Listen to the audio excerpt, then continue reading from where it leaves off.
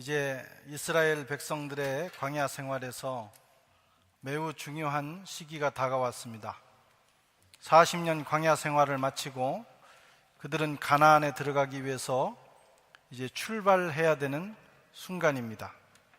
그런데 하나님께서 그들이 출발하기 전에 중요한 것들을 점검하고 계십니다. 오늘 이 말씀을 살펴보면서 은혜를 나누도록 하겠습니다. 오늘 본문은 깁니다. 28장부터 30장까지 전체 내용입니다. 우선 하나님께서는 기본 원칙을 점검하고 계십니다. 기본 원칙. 이 기본 원칙이라는 것은 어떤 상황에서도 변하지 않는 원칙입니다. 그래서 이것이 틀어지면 모든 일들이 결국에는 틀어지게 돼 있습니다. 이것이 무너지면, 흔들리면 결국에는 모든 일들이 무너지고 흔들리게 되어 있습니다. 사람들은 시급하고 때로는 중요한 일들 또는 어려운 일들을 만나게 되면 자기도 모르는 사이에 그 일에 끌려가거나 그 일을 해결하기 위해서 거기에 집중하느라고 그만 절대로 흔들려서는 안 되는, 잊어서는 안 되는 원칙을 잊어버리거나 그것이 흔들리는 그런 경우가 많이 있습니다. 그래서 열심히 그 문제를 해결하고 또 열심히 그 일을 위하여 애를 쓰지만 그래서 처음에는 마치 잘 되는 것처럼 보이지만 시간이 지나놓고 보면 또 인생을 마칠 때쯤 되면 그것이 결국은 헛된 일이었다, 잘못된 판단이었다, 실패였다 하는 경험을 하게 되는 것입니다. 우리말에도 급할수록 돌아서 가라는 말이 있습니다. 우리 이 선조들의 지혜가 담겨 있는 말입니다. 급하고 큰 일을 만났을 때 서두르다가 절대로 놓쳐서는 안 되는 인생의 원칙을 놓치기 때문에 그런 거예요. 우리 선조들은 참 지혜로웠던 사람들입니다. 하나님께서도 저와 여러분이 그렇게 살아가기를 원하십니다. 출애굽기 13장에 보면 이제 이스라엘 백성들이 이집트 땅을 떠나서 출애굽했습니다. 간밤에 유월절을 경험했고 이집트 땅은 장자들이 다 초상이 나가지고 난리가 났습니다. 그들은 짐을 급히 싸가지고 이제 이집트를 떠나서 광야로 나가고 있습니다. 그런데 13장에 하나님께서는 이 위급하고 정말 부지런히 서둘러서 가야 되는 상황에서 하나님은 그들을 멈추게 하시고 그들에게 중요한 것들을 점검을 시켜주십니다. 3대 원칙, 광야에 나가서 반드시 지켜야 될 3대 원칙을 먼저 말씀을 하시는 거예요. 아무리 뒤에서 이집트군이 쫓아올 가능성이 있다고 해도 이거 잊어버리고 급히 서두르면 안 된다는 것입니다. 아무리 내가 가고 싶은 목표가 저 눈앞에 있다고 해도 이거 잊어버리고 달려가면 결국은 실패라는 거예요. 3대 원칙. 첫째는 첫 것을 하나님 앞에 드려라. 하나님 거니까. 방금 전에 첫 것은 다 죽었잖아요. 하나님께서 이스라엘 백성들의 모든 첫 것을 살려주셨습니다. 하나님 겁니다.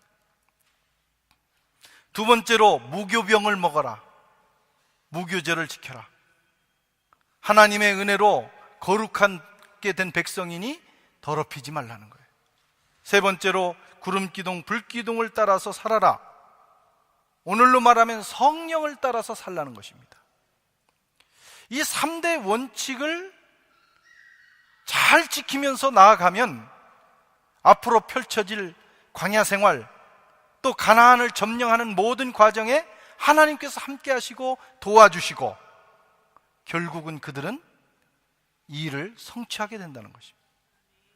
그냥 급하다고 서두르고 어려운 일이 있다고 거기에 휩쓸려 버리면, 그래서 이 원칙을 잃어버리게 되면 광야 생활 실패한다는 거예요. 하나님 그걸 점검하고 계십니다. 여호수아 5장에 보면 여리고성 전투 장면이 나옵니다. 여리고성은 당대 최고의 견고한 고대의 성이었어요. 이스라엘 백성들의 전투력으로 이길 수 없는 그런 이제 성입니다. 하나님이 전쟁을 앞에 두고 이상한 일을 하시는 거예요. 첫째는 길갈에서 할례를 행하게 합니다. 어쩌자는 거예요? 지금 며칠 후면 전쟁을 해야 되는데 이스라엘 남자들이 다 할례를 치르고 누워 있는 거예요. 이해할 수 없는 일이에요. 하나님은 또 여리고 그 평지 성 앞에서 유월절을 지키라고 합니다. 무교병을 먹고 볶은 보리 곡식을 먹고 예배를 드려야 되는 거예요. 곧 전쟁이 일어나는데 전쟁에 나가기 전에 이 병사들이 몸을 만들어야 될 거 아닙니까? 고기를 먹고 그리고 전투력을 점검하고 그래야 되는데 하나님은 예배드리라는 거예요. 지금 하나님이 하시는 일이 뭡니까? 영적 원칙을 점검하고 계시는 겁니다. 영적 원칙. 인간적인 생각으로는 어리석은 일이에요. 이 급하고 위급한 상황에서 빨리 전투력을 확보하고 나가야 되지 않겠어요? 그런데 하나님은 영적 원칙, 이 영적 원칙을 지키면 하나님이 대신 싸우시겠다는 거예요. 영적 원칙을 지키지 않으면 내가 나가서 싸워야 합니다. 승산이 없습니다. 여러분, 전쟁은 하나님 손에 있어요. 사무엘상 17장 47절에 또 여호와의 구원하심이 칼과 창에 있지 아니함을 이 무리에게 알게 하리라. 전쟁은 하나님께 속한 것인지 그가 너희를 우리 손에 넘기시리라. 하나님이 손들어주면 그 편이 이기는 것입니다. 우리 인생도 하나님 손에 있습니다. 그가 창조하셨고 그가 주관하십니다. 물론 우리는 최선을 다해서 살아야 합니다. 계획하고 그리고 그 비전을 이루기 위하여 그 계획을 최선을 다해서 수행해야 합니다. 그렇다고 인생이 이루어지는 건 아니에요. 인생은 하나님의 손에 있습니다. 그가 열어주시면 열리는 것이고 그가 닫으시면 천하에 없는 누구라도 닫히는 거예요. 처음에는 다 잘 나가는 것 같아요. 하루아침에 미끄러집니다. 우리말에 훅 한 방에 간다는 게 있잖아요. 인생이 잘 나가는 것 같은데 한 방에 그냥 떨어져 버리는 수가 있어요. 하나님이 붙들어 주셔야 돼요. 하나님이 붙들어 주시면 기가 막힐 웅덩이, 기가 막힐 수렁에서도 하나님은 우리를 건지셔서 반석 위에 세우십니다. 곧 망할 것 같고 저래 가지고 되나? 지금 열심히 일하고 열심히 지금 달려가도 어려운데 저를 예배드리고 하나님 섬긴다고 되나? 하나님이 그 인생 붙들어 주시면 되는 거예요. 그게 인생의 비밀입니다.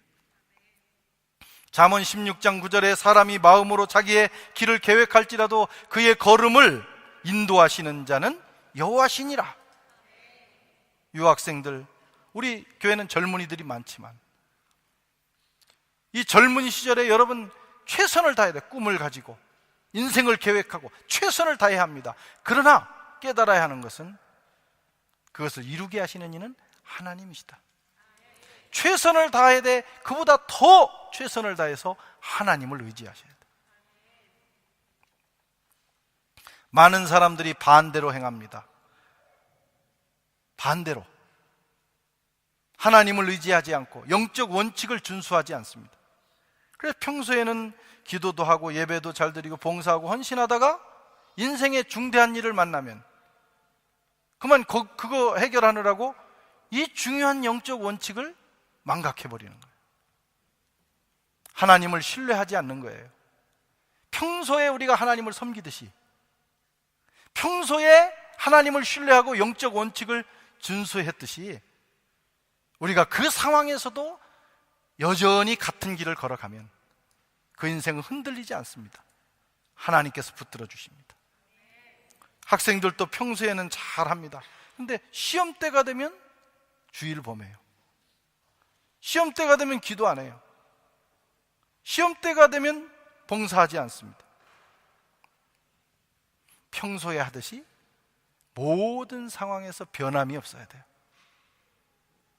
내가 영적으로 하나님과 약속한 것, 하나님이 우리에게 제시해 주신 그 원칙을 변함없이 붙들고 가면 하나님이 우리 인생길을 인도해 주십니다. 지금 이스라엘 백성들에게 이 중대한 상황에서 하나님은 원칙을 점검시키고 있어요. 지금 전쟁에 나가는데 하나님이 지금 하시는 일은 인간적으로 이해되지 않는 일이에요. 하나님이 점검하시는 원칙들이 뭐냐? 예배 잘 드리라는 거예요. 8가지의 지금 절기에 대해서 말씀합니다. 이 절기를 기억해라. 전쟁하고 절기하고 무슨 관계 있어요? 그런데 이 절기가 전쟁의 승법이고요, 이 절기가 가나안 땅에 가서 승리하는 길이라는 거예요. 절기는 2가지 중요한 의미가 있습니다. 하나는 예배입니다. 모든 절기 안에는 예배가 들어있어요. 또 절기마다 특성이 있는데 하나님께서 그들을 위하여 행하신 일들을 그 절기에 맞게 기억해내는 거예요. 그러니까 하나님의 은혜를 기억하고 하나님께 예배드리는 삶, 그것을 원칙으로 지키라고 하는 겁니다. 첫 번째 지켜야 될 것은 상번제예요. 3절에서 4절까지 말씀입니다. 상번제. 이 상번제라는 건 뭐냐면 올로코스트입니다. 번제, 불태워드리는 제사인데 상번, 불어에서는 올로코스트 백백듀엘이라고 하는데 변하지 않는 계속되는 예배를 드리는 거예요. 다시 말하면 아침 저녁으로 비가 오나 눈이 오나 바람이 부나 전쟁이 일어나도 그 예배는 쉬지 말라고 하는 겁니다. 우리도 마찬가지예요. 우리도 상번제를 드려야 합니다. 주일만 드리는 예배가 아니라 저와 여러분의 삶이 예배자의 삶이 돼야 돼요. 그러니까 제일 좋은 것은 새벽 기도를 나오는 게 제일 좋은 거예요. 그건 확실한 예배입니다. 그런데 불가피한 경우에 여러 가지 상황이 있으면 집에서라도 여러분 매일 예배를 드려야 돼요. 아침에 일어나서. 근데 그게 쉽지를 않습니다. 결심을 해도 아침에 일어나가지고 화장실 갔다고 세수하고 시간 뭐 이래야다 보면 예배는 잊어버리는 거예요. 하루를 시작할 때, 하루의 문을 열 때 예배로 시작하고, 하루의 문을 닫을 때 하나님 앞에 짧게 5분이라도 1, 2분이라도 감사의 기도를 드리며 하루를 마감해야 돼요. 이스라엘 백성들이 하나님은 그것을 지금 요구하고 계세요. 그거 흔들리면 광야 생활도, 전쟁도, 그리고 가나안 생활도 어렵다. 두 번째는 안식일을 지키라고 9절에서 10절까지 말씀하고 있어요. 안식일은 하나님이 천지를 창조하시고 마지막 날에 쉬신 것을 기념하는 날입니다. 하나님이 6일간 창조하시고 7일째 쉬신 이유가 있어요. 이 모든 우주 시스템이 그렇게 돌아가도록 하셨다는 겁니다. 그래서 열심히 6일간 일하고 하루를 쉬는 것이 우리 몸에도 좋고 우리 정신 건강에도 좋고 영적으로도 좋고 또 이 자연 만물이 그 원리를 따라서 돌아갈 수 있다는 거예요. 그걸 반드시 지키라고 말씀합니다. 그 쉬는 날은 어떻게 되느냐? 나와서 하나님 앞에 예배를 드리는 거예요. 예배 드리면서 한 주간 동안 지켜주신 하나님께 감사하고, 또 예배 드리면서 하나님이 천지를 창조하셨고 그분이 창조하셨을 뿐만 아니라 온 우주를 다스리고 계시는 주권자임을 기억하고 고백하는 것입니다. 그래서 그 일주일에 한 번씩 안식일을 지키는 민족은 그 주간에 어떤 일이 일어날지라도 그걸로 인하여 절망하거나 좌절하지 않습니다. 왜? 지난 한 주간 지켜주신 하나님께서, 천지를 창조하시고 역사를 주관하신 하나님께서 앞으로 한 주간도 지켜주신다고 하는 그 고백과 그 믿음을 가지고 출발하기 때문이에요. 우리는 주일을 지킵니다. 재창조의 하나님, 타락해서 영원히 죽을 수밖에 없는 우리를 위하여 십자가에 죽으시고 부활하신 예수 그리스도, 그 사건을 기억하면서 지키는 거예요. 주님께서 영원히 죽을 수밖에 없는 우리를 그리스도의 십자가로 살려주셨어요. 하나님의 은혜를 입은 사람들입니다. 영원히 죽을 수밖에 없는 우리를 살려주신 하나님께서, 그리고 그 은혜로 우리가 한 주간을 살았는데 앞으로 또 다가오는 한 주간도 그 하나님의 은혜로 우리를 위하여 십자가를 지신 그 주님께서 지켜주신다고 하는 그 믿음으로 우리는 살게 되는 거예요. 그래서 주일을 철저하게 지키는 사람은 일주일의 삶이 흔들리지 않습니다. 그렇게 한 주, 두 주, 세 주, 네 주 살다 보면 여러분 인생이 쌓이는 거예요. 거기에 하나님의 기적이 있는 줄로 믿습니다. 주일 성수가 여러분 우리 인생을 위해서 정말 중요한 사건입니다. 세 번째로는 초하루를 지키라고 말씀합니다. 11절에 초하루에는 송아지 2마리와 수양 1마리와 1년 되고 흠없는 수양 7마리로 여호와께 번제를 드리되, 한 해를 시작하면서 첫 시간을 드리라는 것입니다. 우리는 이것을 송구영신 예배라고 그래요. 송구영신 예배를 드리면서 지난 한 해를 하나님께 감사드리고 새로운 한 해를 하나님 주셨음을 기억하면서 하나님을 의지하고 시작하는 것. 그런 해는 여러분 하나님의 은혜가 넘치는 해.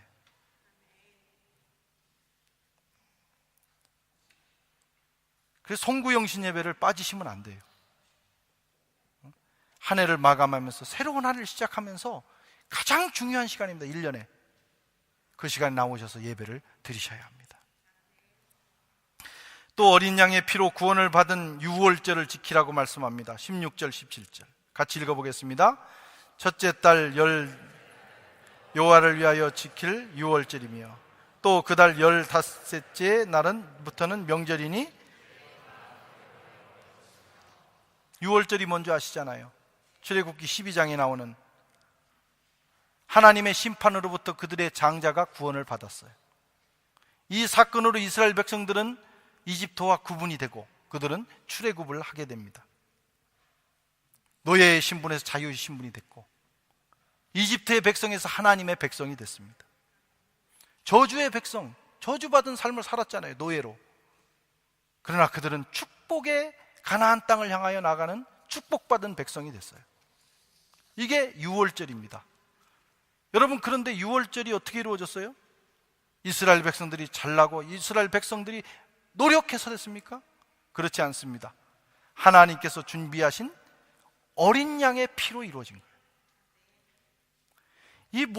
이 놀라운 축복이 다 하나님께서 일방적으로 그들을 위하여 준비해 주셨다.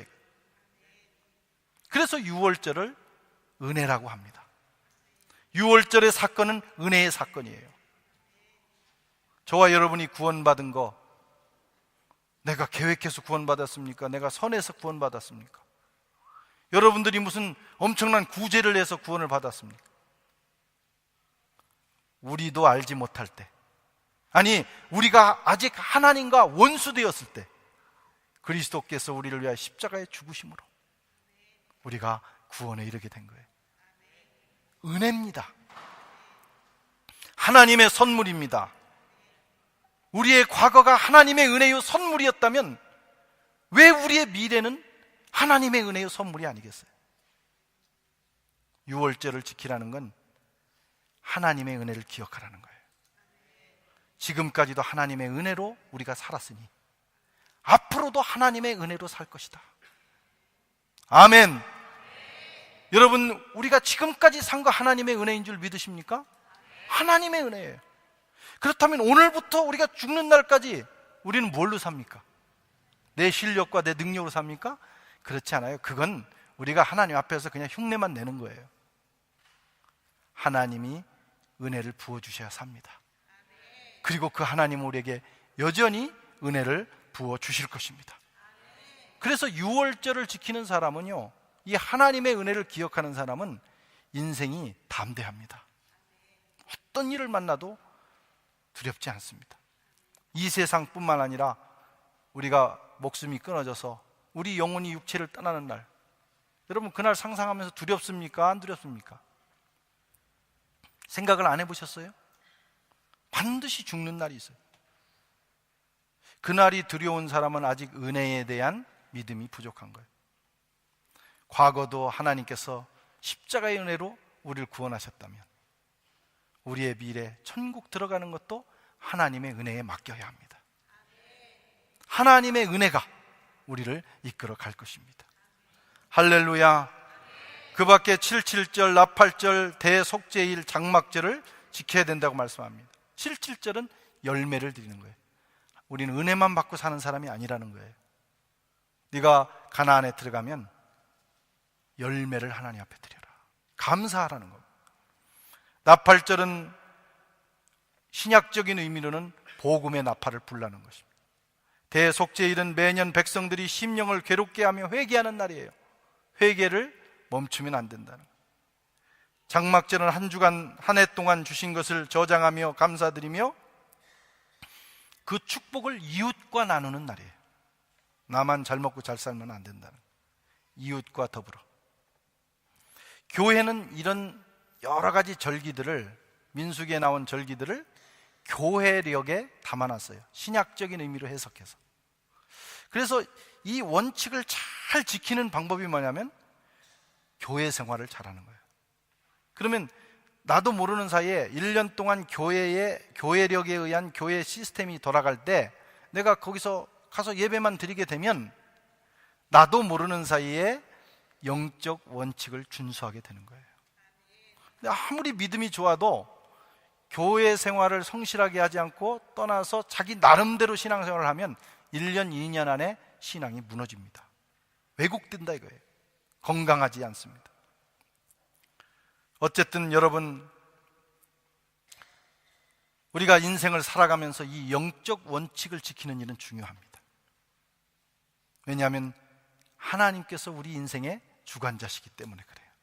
그분이 주신 원칙을 잘 준수하면서 나가다 보면 어느 날 하나님께서 우리에게 부어주시는 그 놀라운 동그라미의 기적의 시간들을 경험하게 될 것입니다.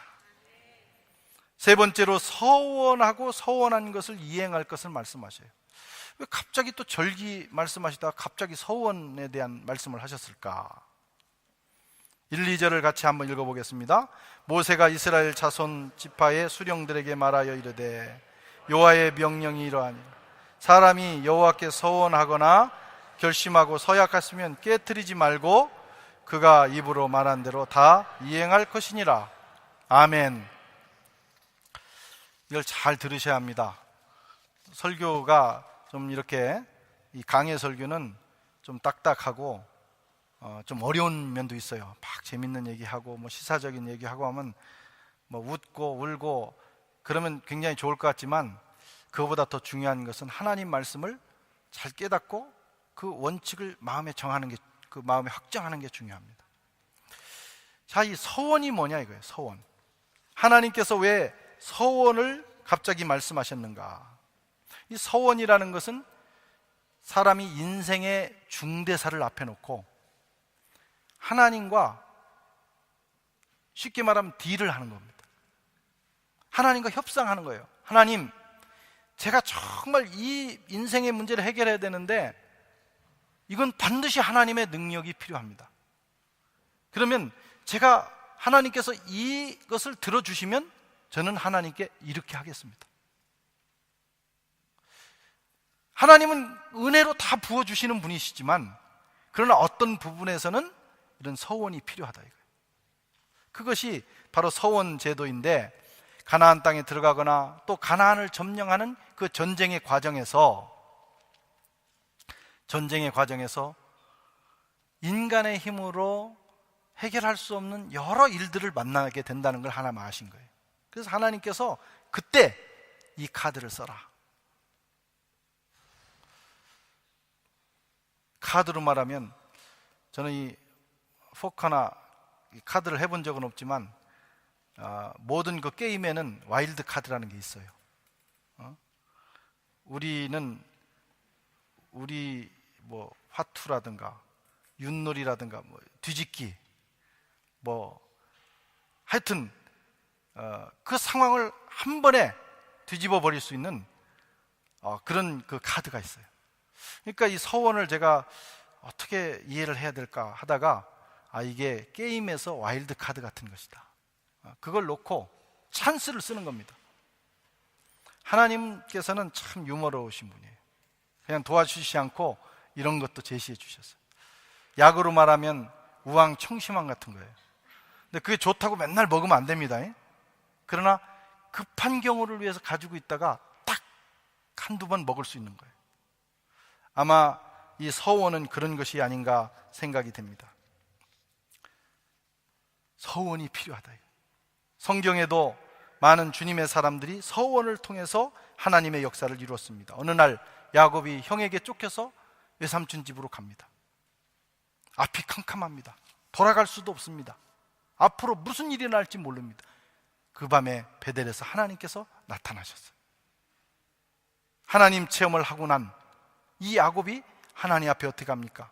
창세기 28장 20절 이하에 보면 야곱이 서원하여 이르되, 하나님이 나와 함께 가셔서 내가 가는 길에 동행하시고 먹을 거 입을 거 다 주시면, 그리고 다시 돌아오게 하시면, 이건 이제 하나님이 해주셔야 될 거예요.